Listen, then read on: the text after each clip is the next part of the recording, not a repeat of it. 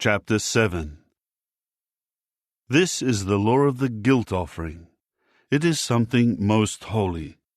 They will slaughter the guilt offering in the place where they slaughter the burnt offerings, and its blood should be sprinkled on all sides of the altar. He will present all its fat, including the fat tail, the fat that covers the intestines, and the 2 kidneys with their fat that is near the loins. He will also remove the appendage of the liver, along with the kidneys. The priest will make them smoke on the altar as an offering made by fire to Jehovah. It is a guilt offering. Every male among the priests will eat it, and it should be eaten in a holy place. It is something most holy. The law regarding the sin offering applies to the guilt offering. It belongs to the priest, who makes atonement with it. When the priest presents the burnt offering for someone, the skin of the burnt offering that was presented to the priest will become his. Every grain offering that is baked in the oven, or prepared in the pan, or on the griddle, belongs to the priest who presents it. It will become his. But every grain offering that is mixed with oil, or that is dry, will be for all of Aaron's sons. Each will have an equal share. Now this is the law of the communion sacrifice that one may present to Jehovah.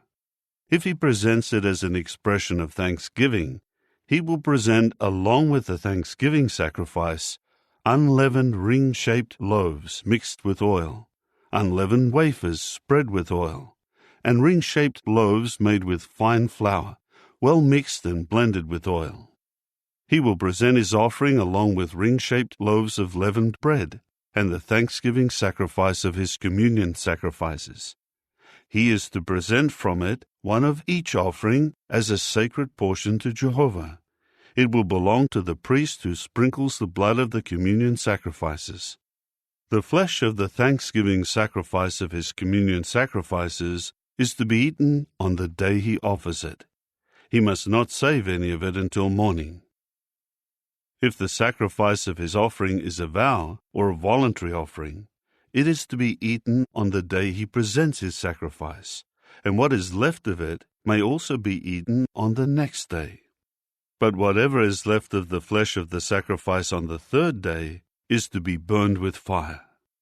However, if any of the flesh of his communion sacrifice is eaten on the 3rd day, the one presenting it will not be accepted with approval. It will not be credited to him. It is an offensive thing, and the person who eats some of it will answer for his error. Flesh that touches anything unclean is not to be eaten. It is to be burned with fire. Everyone who is clean may eat the clean flesh. But any person who is unclean and eats the flesh of the communion sacrifice, which is for Jehovah, that person must be cut off from his people. If someone touches anything unclean, whether the uncleanness of a man or an unclean animal or any unclean disgusting thing, and eats some of the flesh of the communion sacrifice, which is for Jehovah, that person must be cut off from his people.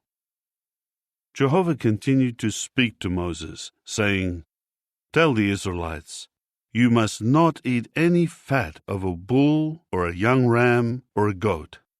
The fat of an animal found dead and the fat of an animal killed by another animal may be used for any other purpose, but you must never eat it. For whoever eats fat from an animal that he presents as an offering made by fire to Jehovah must be cut off from his people.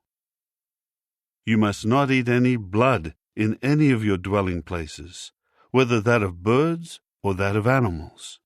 Anyone who eats any blood must be cut off from his people."